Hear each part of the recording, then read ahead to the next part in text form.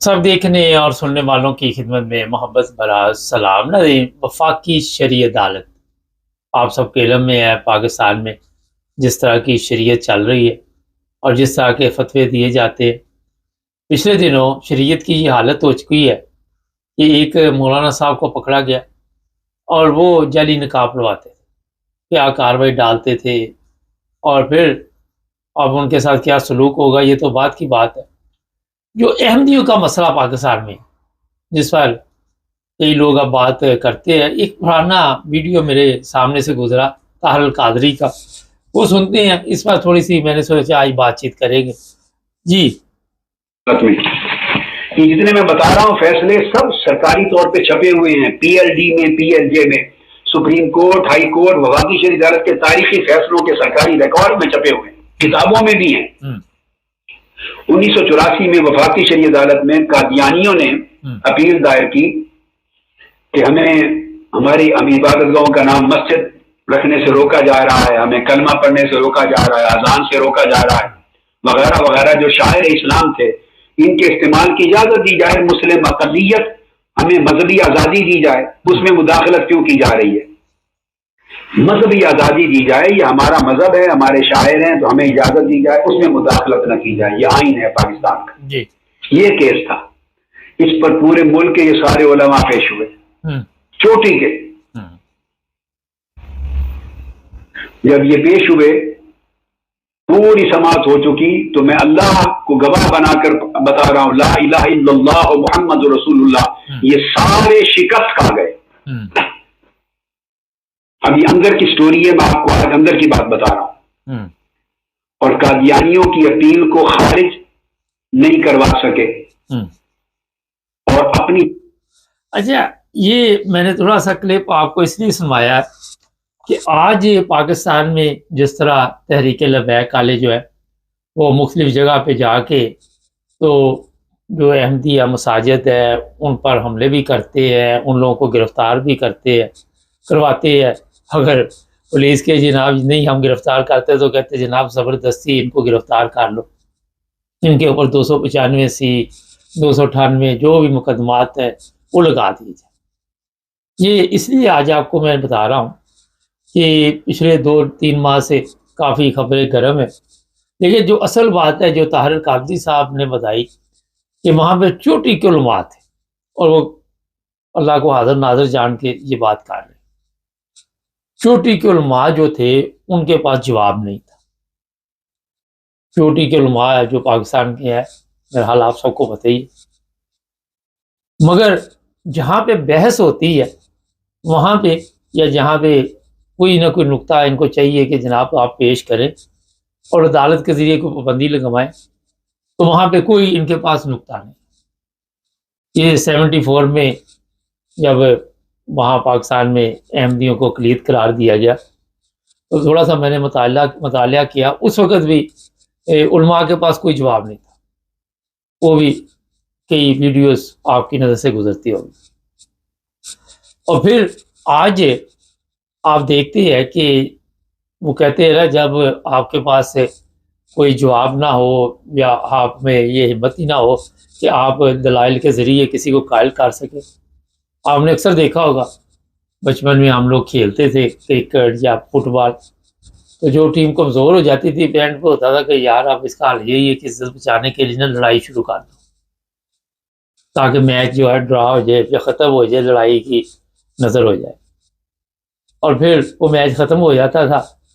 हालात अब ये हुए हैं कि जब आपके पास कोई बातचीत करने वाले उलमा नहीं है, चोटी के उलमा भी नहीं बातचीत आपके कर सके उनके साथ, तो फिर आप इस जो नॉर्मल पब्लिक को आप इस्तेमाल करके उनके लिए मुश्किलात खड़ी करते।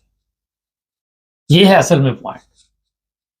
कोई भी किसी को अगर कायल करना चाहे तो सबसे जो ज़बरदस्त तरीका है वो बैठ कर आप बातचीत के ज़रिए हर मसले का हल निकाल सकते हैं। अगर निकालना हो, अगर ना निकालना तो मैंने आपको वो गेम वाली बात बता दी कि लड़ाई आप किसी वक्त भी कर सकते। साहिब इल्म जो पाकिस्तान में है उनकी आपने हालत देख ली, वो कोई जवाब नहीं दे सके, अदालत के सवाल का जवाब नहीं दे सके, कोई सबूत पेश नहीं कर सके, मगर लड़ाई के लिए سڑکوں پہ فوری طور پہ آپ آرڈر کریں، جتنے بندے چاہیے آپ کو مل جائیں۔ اگر ان کے پاس علم نہیں تھا تو یہ سڑکوں پہ جو آ رہے ہیں ان کے علم کا تو آپ کو پھر میرا حال بتانے کی مجھے ضرورت نہیں، آپ کو پتہ چل چکا ہو۔ یہ پاکستان میں جو آج حالات آپ دیکھ رہے ہیں، جو وہاں پہ سسٹم چل رہا ہے، وہ فتنہ اور فساد کی طرف لے کے جا رہے ہیں۔ اپنی طرف سے بڑی یہ اسلام کی خدمت ہو رہی ہے، بڑا یہ ختم نبوت کا میرا خیال درس دیا جا رہا ہے، مگر بات چیت کے لیے میں آج بھی یہ کہہ دیتا ہوں کہ پاکستان میں ایسے لوگ نہیں ہیں جو آرام سے بیٹھ کے بات چیت کرے۔ پچھلے دنوں ایک ویڈیو میں دیکھ رہا تھا، وہ احمدیوں کے ساتھ نہیں تھی بحث، وہ کوئی آپس میں لگے ہوئے تھے، وہ کرام جی وہاں لے کے بیٹھے ہوئے تو وہیں پہ ان کی لڑائی ہو، وہ ایک دوسرے کو سمجھا رہے تھے۔ سمجھاتے پہلی تو چیز یہ ہے کہ جب بھی آپ کسی کے ساتھ بات کریں ایسے معاملے میں تو زبان میں نرمی ہونی چاہیے، یہ جو اچھا طریقہ ہوتا ہے۔ جب جیسے ہی آپ کی آواز اونچی ہوگی وہاں سے آپ کو پتہ چل جائے گا کہ آپ کے پاس کوئی ایسی چیز نہیں ہے، اب آپ کے پاس یہی ہے کہ میں شور شرابہ شروع کر دوں۔ پاکستان میں جو قوانین بنائے گئے ہیں، آپ سب کو اس چیز کا پتہ ہے جو پاکستان میں لوگ رہتے ہیں کہ یہ تمام قوانین دنیا کے کسی ملک میں نہیں ہے جو پاکستان، جو وہاں پہ اقلیتوں کے لیے قوانین بنا کے مشکلات کھڑی کی گئی ہیں، یہ نہیں کہ ان کے لیے، اپنے لیے بھی مشکلات کھڑی کی گئی ہیں۔ اب ہونا تو یہ چاہیے تھا کہ دیکھیں، اگر آپ آج سوشل میڈیا وہاں پہ یہ قوانین جو بنے ہوئے ہیں، جو بھی وہاں پہ غیر مسلم اور آپ یہ آپ وہ ختم کرنے چاہیے۔ اور ہمارے اتنے زبردست ٹی وی اسٹیشن ہیں، بڑے بڑے ٹی وی پروگرام چلتے ہیں، وہاں پہ ڈانس چلتا ہے، گانا چلتا ہے، ڈرامے چلتے ہیں، سب کچھ چلتا ہے۔ آپ دیکھتے ہیں شام کو ڈرامے پروگرام شروع ہو جاتے ہیں، پھر لوگ یوٹیوب پہ دیکھ رہے یہ وہ۔ تو ہونا یہ چاہیے کہ ایسے تمام قوانین ختم کر کے وہاں پہ بحث کی جائے بیٹھ کے۔ جو احمدی لوگ ہیں جو کہتے ہیں کہ ہماری طرف سے یہ لوگ شامل ہوں گے، وہ بھی بیٹھے، جو چوٹی کے علماء ہیں وہ بھی بیٹھے جا کے، اور وہاں پہ آرام سے بات چیت کرے، سوال و جواب ایک دوسرے سے کرے، اور سامنے پبلک بیٹھی ہو وہ بھی سوالات کرے دونوں سے، اور پھر رزلٹ جو ہے وہ جو نکلے وہ دیکھے کون ٹھیک کہہ رہا ہے کون غلط کہہ رہا ہے۔ بڑا سادہ سا صاحب، پبلک میں بھی شعور آئے گا، پبلک کو بھی سمجھ آئے گی۔ آج جس حال میں یہ پبلک پہنچ چکی ہے اس کو بھی کچھ نہ کچھ میرے حال اپنے آپ کو تبدیل کرنے کا موقع ملے گا، اور یہ جو آپ کو مذہبی روزانہ کیس بنتے ہیں یہ ختم ہو جائیں گے بالکل۔ اس کا ایسے قوانین جب ختم ہو جائیں گے تو کوئی مذہب کی توہین بھی نہیں کرے گا۔ آج جو بھی بات چیت، جو بھی حل ہے وہ بات چیت کے ذریعے نکل سکتا ہے۔ وجہ اس کی یہ ہے کہ پچھلے 50 سال سے آپ نے اس طرح کے قوانین بنائے، مگر 50 سال سے ہمارے جو حالات ہے پاکستان کے وہ دیکھ رہے کس طرف جا رہے ہیں۔ ہمارے آئین کی کسی کو سمجھ نہیں آ رہی، ہمارے جو پارلیمنٹ میں لوگ جاتے ہیں وہ اس قابل ہی نہیں ہوتے کہ پارلیمنٹ میں جا سکیں۔ ہمارے جو علماء مدرسوں سے بن کے آتے ہیں ان کو اس چیز کا شعور ہی نہیں کہ وہ علماء ہے۔ وجہ یہ ہے کہ جب آپ ایک ہی پارٹی کبھی ایسے ہوتا ہے کہ کسی بھی گراؤنڈ میں ایک ہی ٹیم کھیل کے کہ میں جیت گئی، ایسے نہیں ہوتا۔ اب آ جاتے جی یہ جو پابندی لگائی ہوئی ہے جی، آپ مسجد نہیں کہہ سکتے، آپ سلام نہیں کہہ سکتے، آپ جو بھی قوانین بنے ہوئے ہیں سب کو پتہ ہے۔ یہ قوانین بنانے کی ضرورت کیوں پیش آئی، کیوں ایسے قوانین بنائے گئے، اس کی میں وجہ بتا دیتا ہوں۔ وجہ یہ تھی کہ جیسے یہ ابھی بتا رہے تھے علماء کے پاس جواب نہیں ہوتا، اور احمدیوں پہ پابندی لگانے کا مقصد یہی تھا کہ ہمارے علماء کیونکہ اتنے پڑھے لکھے نہیں ہیں، ان کے پاس نالج نہیں ہے، حلوہ پروگرام زیادہ چلتا ہے، تو جو احمدی ہیں ان کے پاس زیادہ نالج ہوگا اور وہ لوگوں کو قائل کر لیں۔ اب اگر وہ لوگوں کو قائل کر لیں گے کہ جناب یہ جو ہم کہہ رہے ہیں وہ ٹھیک ہے، جو آپ کے علماء کہہ رہے ہیں وہ غلط ہے، تو ختم نبوت کی دکانیں بند ہو جائیں گی، علماء کا بزنس بند ہو جائے گا۔ مگر یہ دنیا کے بزنس کی بات کر رہے ہیں، جو آخرت کا بزنس تھا اس کے لیے تو آپ کو ہر ایک کو وہاں پہ آزادی دینی چاہیے مذہب کی. ہر بندہ اپنے مذہب کی تبلیغ کرے, ہر بندہ اپنے مذہب کی دعوت دے, کسی کے اوپر پابندی نہیں ہونی چاہیے.